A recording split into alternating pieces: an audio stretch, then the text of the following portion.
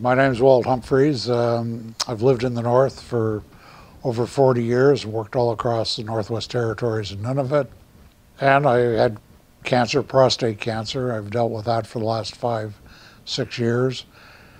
When you're first diagnosed with cancer, it's quite a shock to the system. I went through an operation and then was okay for 2 years. It reoccurred, so I had to go through radiation. So I went through a second phase of it. Everyone's a little different, but when you first get diagnosed, there's the why me and all that, and then you read the statistics and you say, well, why not me? When you're first diagnosed, you're going through shock, and then it's a learning experience, and then you have to come to grips with it, and the better mental attitude and you have going in, the better prepared you are for it, the better your outcome's going to be.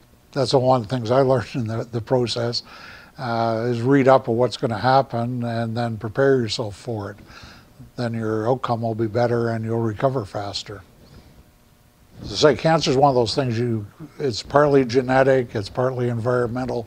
You can't control that too much. You can't control your parents, who your parents were, their genes. There's a lot of things in the environment you can't control, but you can control your food and your physical well-being. So one of the things they always tell you after an operation is, you should get up walking right away. Well, if you start walking a few months before the operation so that you're in a routine of walking every day, then you want to get back into that routine. So you're better prepared for it and you're physically fit. Some people follow the guidelines and the doctor's directives, others don't. And the complications are much higher on the people who don't try to look after themselves and stay in shape and eat well.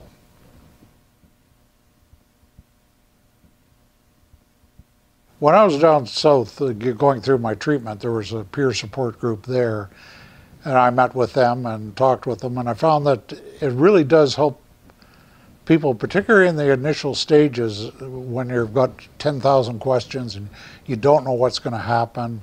A peer support group can give you insights that you're not going to find on the web or in a book or from the doctors.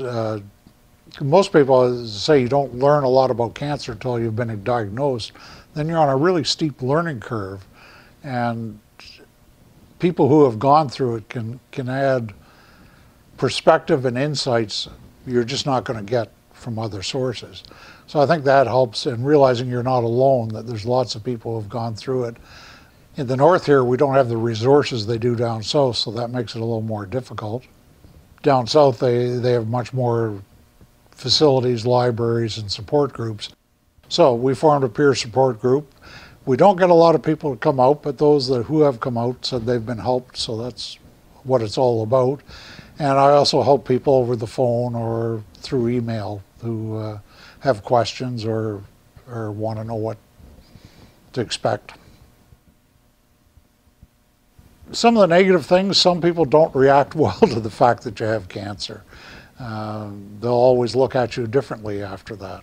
You might as well be upfront and open about it because it makes things a lot easier in many ways. If you're trying to hide it, then you're adding an extra level of worry onto yourself that you really don't need to be going through at the time when you're going through everything else as well. So I thought it was, I didn't broadcast it, but I didn't hide the fact that I was going through cancer treatment.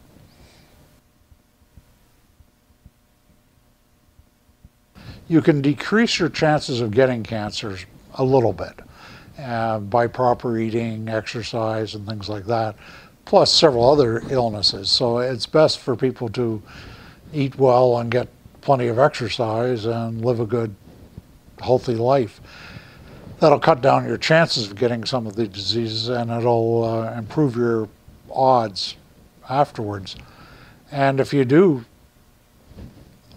come down with either cancer or heart problems or diabetes, don't try to ignore it. The sooner you deal with it and the more proactive are, the better your chances of having a good outcome.